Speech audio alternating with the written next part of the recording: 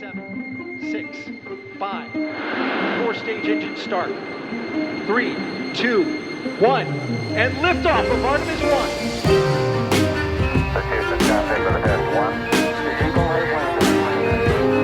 We rise together back to the moon and beyond. Hi, I'm Kevin Fong, and this is Next Giant Leap, a special podcast series brought to you by GZERO Media in partnership with Canadian space company MDA. It's one small step for man, one giant leap for mankind. In 1969, Neil Armstrong's small step onto the lunar surface brought the first space race to a decisive end. But that Cold War battle for space supremacy was started by the launch of a satellite. Sputnik, a beach ball-sized metal sphere lobbed into orbit by the Soviet Union in 1957. Sputnik didn't do much apart from beep, but it did blaze the trail for the thousands of satellites that followed. Satellites have transformed weather forecasting.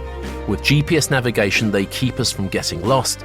They're our eyes in the sky for defense and national security, as well as for disaster response. And of course, they're essential for monitoring environmental change. And let's not forget satellite TV, and now the rollout of satellite broadband. The vast majority of satellites are in what's called low Earth orbit, or LEO, the zone of space between about 100 and 1,200 miles above our heads. And that's where the number is increasing very, very rapidly. This is the focus of today's episode of Next Giant Leap. What's been driving the satellite revolution, what it's delivering, and what's to come. I've been talking to 3 leading experts in the satellite business. All 3 will be pitching in over the course of the show. We're going to start with Mike Greenley, who's the CEO of Canadian space company MDA. MDA built the RadarSat family of Earth observation satellites, and it's also this podcast's partner. I began by asking Mike what we can expect to see in low Earth orbit in the coming years.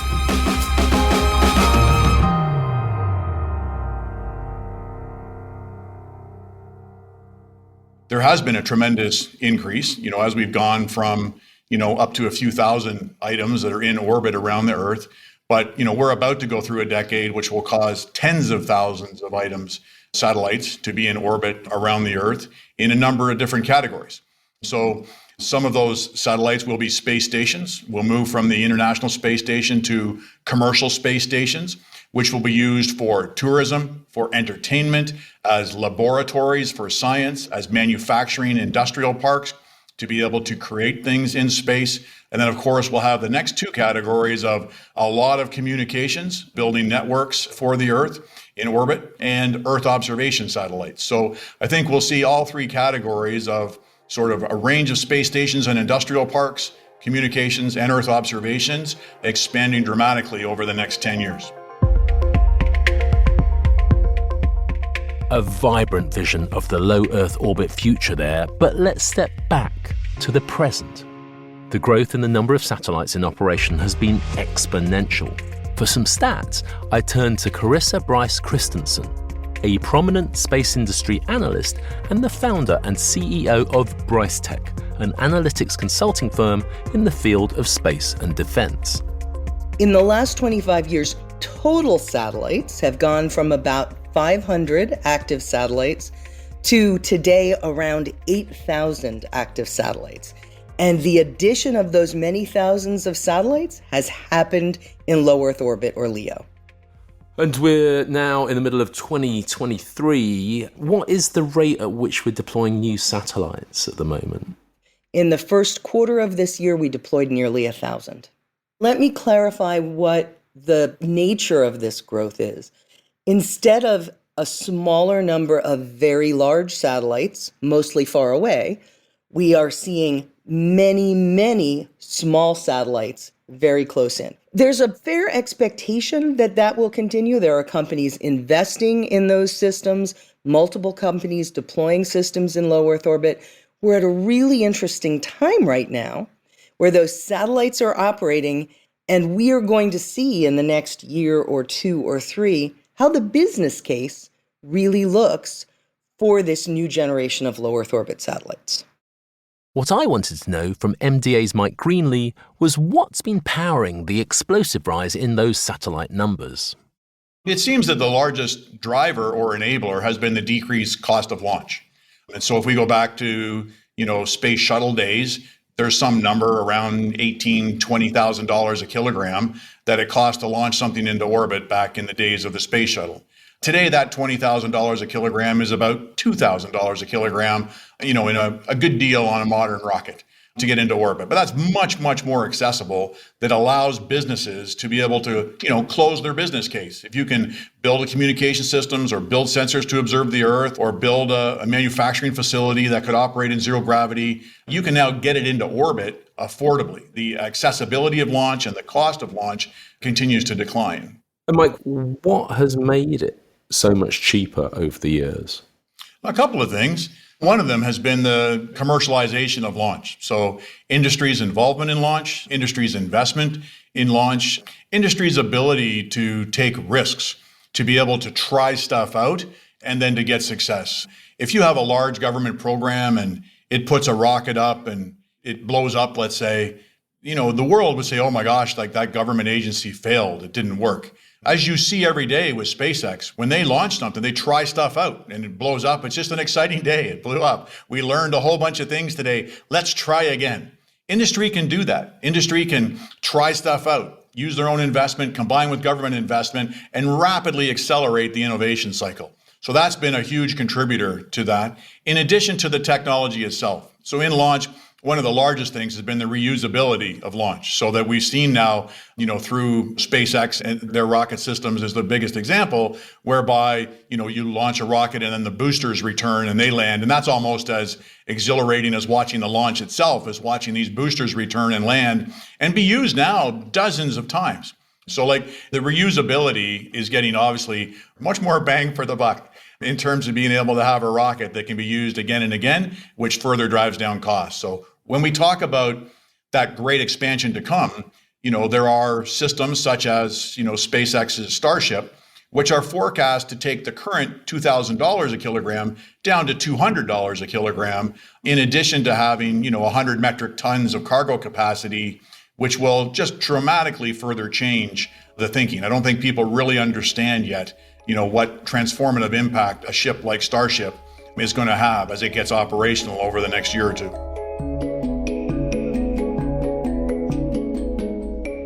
That growth is not only down to the plummeting launch costs.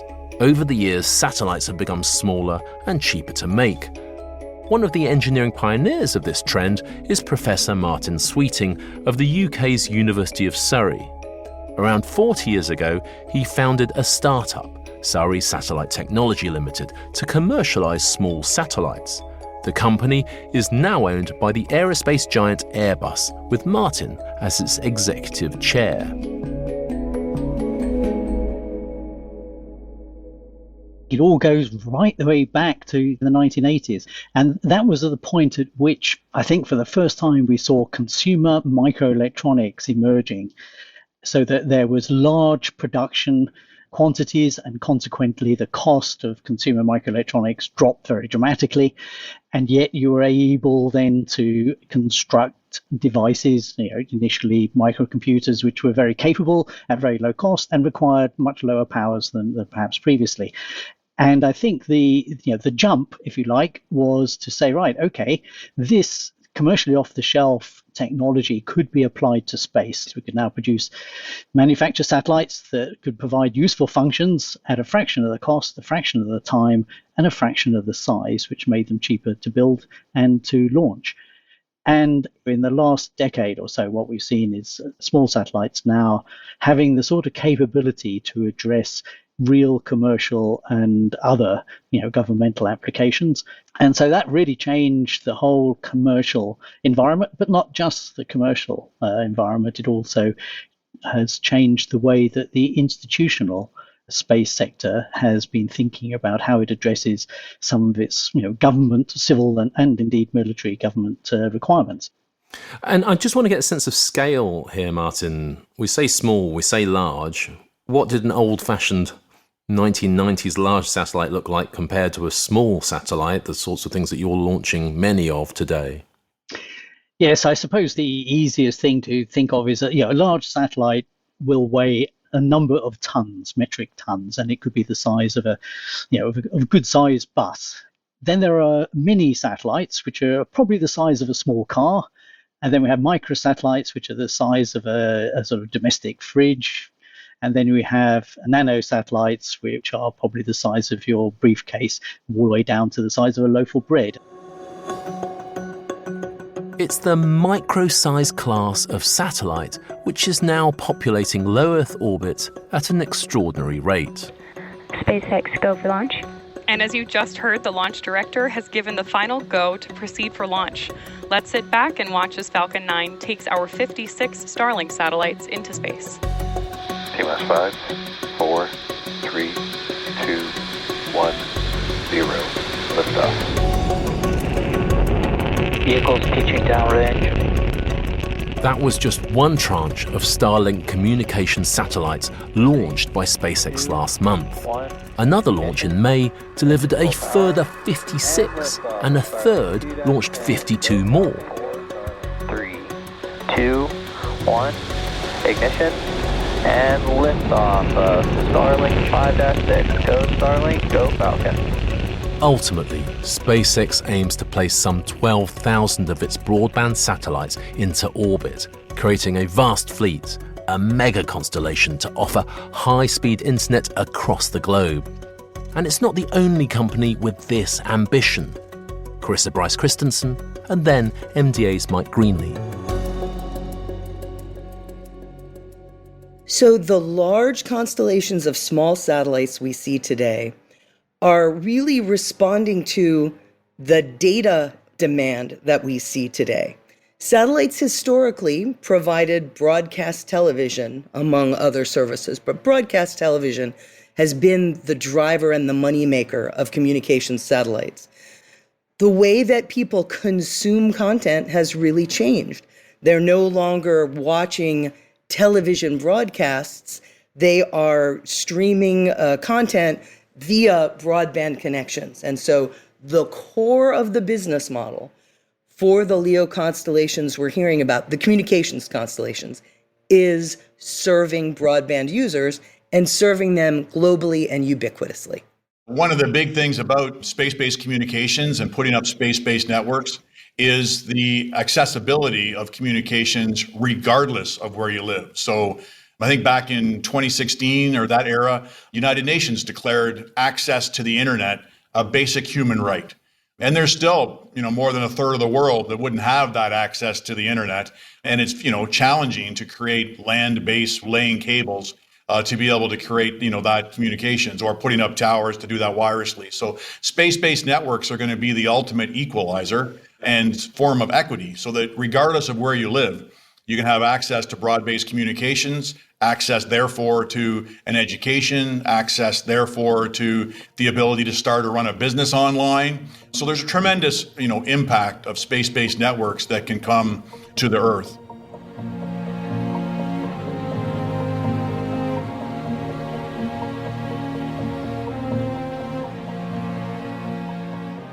And Martin, do you think there is a possible future out there where satellite-based technology replaces terrestrial infrastructure wholly, almost entirely? Might we see an end to ugly cell towers on top of buildings in town centres? Depends how far ahead you look. I think what we'll see is, of course, initially the real application is serving rural areas. And of course, that rural community, in the third world, may mean that they can leapfrog the whole infrastructure. So when they're thinking about setting up a communications infrastructure in a remote country, which is just emerging in terms of its economic development, rather than putting in all the fiber and the poles and the wire and copper and everything else, they can jump straight into this. So I think we'll see two different directions. In the developing economies, we will see them leapfrogging. In the developed economies, I think we will see the majority of the application, outside the metropolitan areas. And then further over the horizon, it'll be interesting to see whether that actually supplants the fiber and the wireless infrastructure in the towns and cities.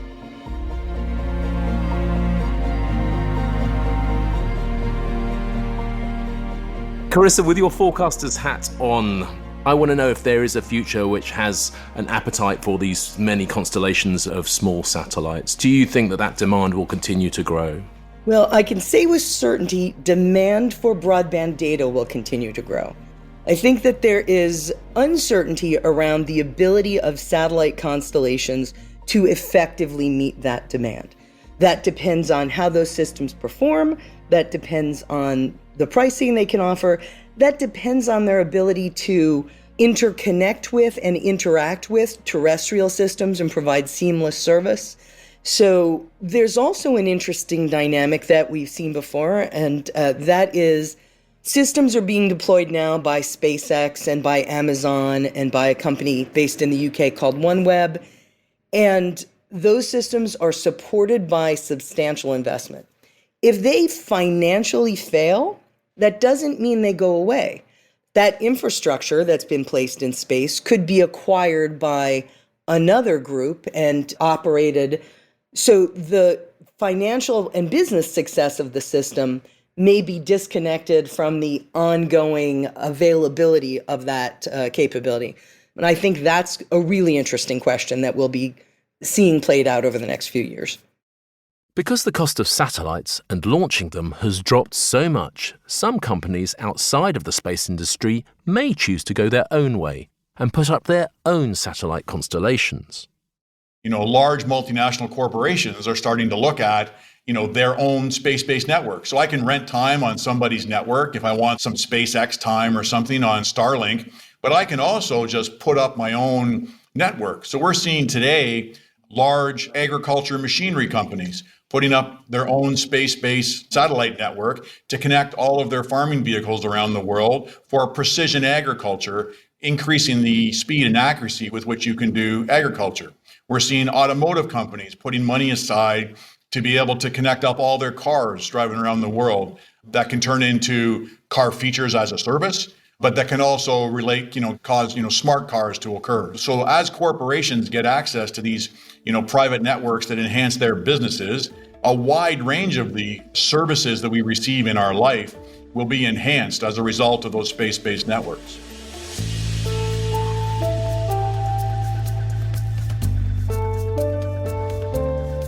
Aside from communications, another critical role satellites play is Earth observation, or remote sensing. There are eyes in the sky looking down everywhere on Earth's surface. With ever finer scale resolution in their cameras and sensors, they monitor everything from troop movements to farmers' fields, from storm systems to the temperature of the atmosphere. It started with government, it started with, military, being able to track and keep track of military assets, vehicles, ships, planes, trains, and automobiles around the world, in addition to strong government services such as weather monitoring and the like. That still is a very large part of the Earth observation market. And so we definitely continue to do what's called intelligence, surveillance, and reconnaissance, or ISR, for military and security agencies to keep track of what's happening on Earth. And then the weather type surveillance has really expanded to keep track of a wide range of different, sort of Earth preservation activities. And that includes tracking the planet's greatest environmental threat, the gathering climate crisis. The European Space Agency did an analysis and concluded that of the variables that we need to measure in order to understand climate change, to know it's occurring and to figure out how to respond to it, more than half can only be measured by satellites today. Satellites let us measure greenhouse gas levels. They let us establish baselines for the ocean and for the Earth broadly. They help us understand changes in the atmosphere and in temperature. And so I think that that's a little bit of a lost story around satellites, is how critical they are to our understanding of climate change and any pathway forward in managing it. And Martin, give us a sense of just how powerful Earth observation capabilities have become in recent years. First of all, we have been gradually in the civil environment increasing our spatial resolution, the size of the objects that we can determine on the ground, to the point where we have commercial systems which can image objects with a resolution of about 25 centimeters. The other dimension is that having large numbers of satellites in a constellation dramatically increases the revisit time, so we can now monitor rapidly changing phenomena much more quickly, so that we can see the same place at least every day or several times every day. Means that we can be more responsive to assessing and then reacting to disasters, for example. We can monitor agriculture more rapidly. That requires being able to look at fields as the vegetation develops over the course of a week, so you know when to put your fertilizer down or when best to actually cut the crop. And also, of course, in terms of just monitoring patterns of life, either for local government use or, again, particularly, of course, for defense and security applications. MDA's RadarSat-2 satellites are being used in the defense of the natural environment. Mike Greenley.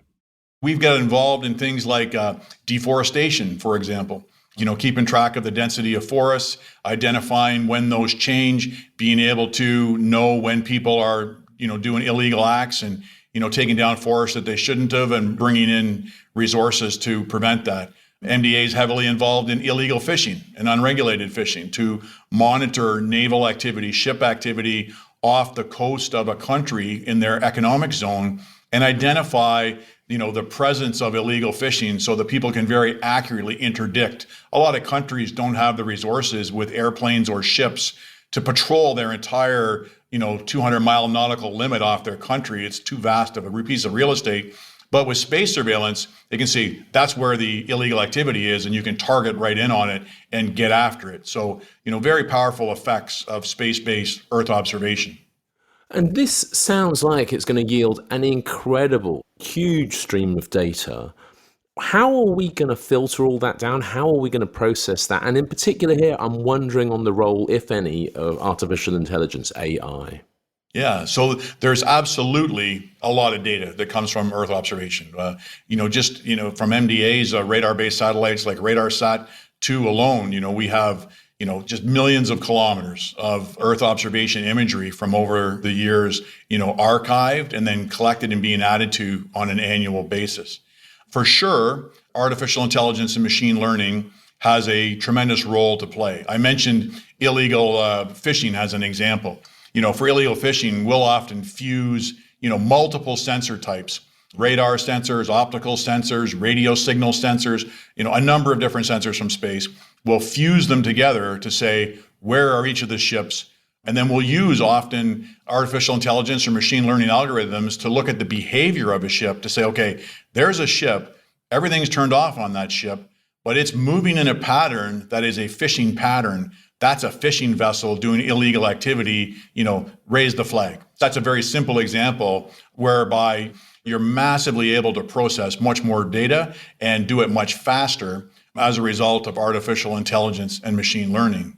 One of the benefits of that that's going to come over time is that processing, which today we often still do in computers on the ground, but that will move up into the satellite, into onboard processing. So, if you wanted to find all the ships, instead of bringing all the data down and then analyzing it to find all the ships, if you just process it on the satellite and say, send me the location of ships, then all that processing is done in orbit, and just the ship information could come down as a much smaller data package, just the information the customer wants. So it's increasing our speed and capacity to handle volumes of data today. And in the future, it will increase the speed and accuracy of just solid information coming directly from satellites as more information is processed on board the satellite itself.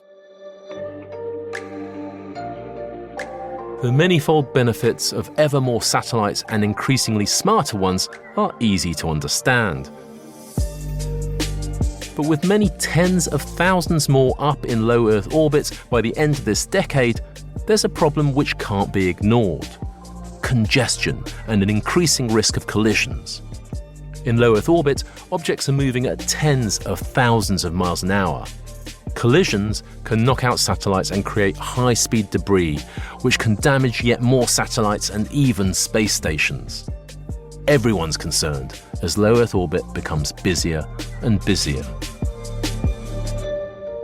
It's busy not just because of the numbers of satellites, which of course has been dramatically increasing in the last few years even, but because of the debris that has been caused one way or the other that's in orbit. And these can be bits of defunct satellites which have sort of spontaneously broken up into thousands of pieces or been deliberately targeted to do that, plus just the sort of detritus that comes from launches over the last 5 decades. The risk is that any of those satellites break up into thousands of their component parts, through problems with propulsion or indeed collision. And so the risk is real, relatively low. There are warnings of conjunctions between satellites and other satellites or debris, numbers of times per day now, and therefore some of the satellite operators have to maneuver their satellites out of the way. But, it's a growing concern, and therefore, rather like we have on Earth to be careful about what we do with our rubbish on Earth and try to minimize it, we need to do exactly the same thing in space. Because if we pollute that very popular and valuable orbit slice from 400 to 2,000 kilometers with a lot of junk, we won't be able to benefit from those applications that we just previously been discussing. And it's not just that it will affect one company or one country, it will affect everybody. And Carissa, what do you think? Too much congestion in low Earth orbit, a worry or not a worry? It's certainly a worry. To me, this is absolutely where we should see the benefit of government. Government working for the public good is really the only effective mechanism that we've ever seen for managing significant pollution, the tragedy of the commons problem. We are moving into a situation in which there are new threats and challenges that require regulation. And I will say that I think we, the United States, we other nations have been slow in moving forward with an appropriate regulatory structure. And I'll also point out, with perhaps a bit of a hopeful note, that we, the world, have managed this around global air traffic control. And so space traffic management and regulating congestion in space should be feasible. Houston, contact with a test 1. You got a bunch of guys about to turn blue. We're breathing again. Thanks a lot.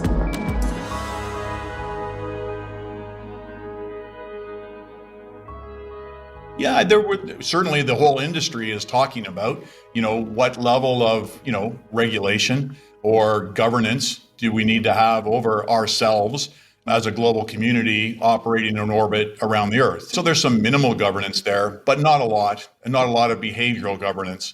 And so there's definitely a lot of conversation about, where is that going to go? If we go back to the early days of ocean-based exploration and operation, and we, as a global community, created the laws of the sea, and we all operate by the laws of the sea, or started in aviation and created the laws of flying around the Earth. We've been through this a couple of times in the past. Now we need to do it again. For what kind of governance are we going to give ourselves and behavioral norms to be able to operate in orbit around the Earth, or at some point live and work on the moon? So there's going to be an expectation that we organize ourselves and sort ourselves out in that regard. In the absence of that, we're only destructive to each other. If we start banging into each other, or if people start to get combative in any way and, create just debris in orbit, then that only hurts yourself and everybody else. So it's in everyone's interest to find, the governance to organize ourselves as this continues to emerge.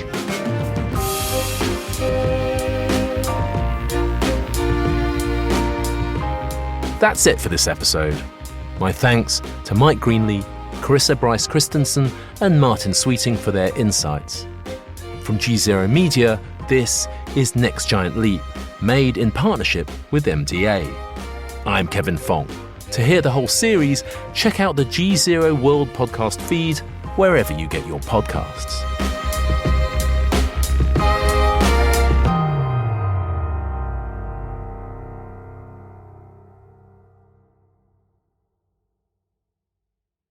You're listening to the GZERO World with Ian Bremmer podcast. your weekly geopolitical deep dive into the world's biggest news stories, featuring in-depth conversations with global leaders and newsmakers. To get more of GZERO's insights on global politics every morning, sign up for our free newsletter, GZERO Daily, at gzeromedia.com.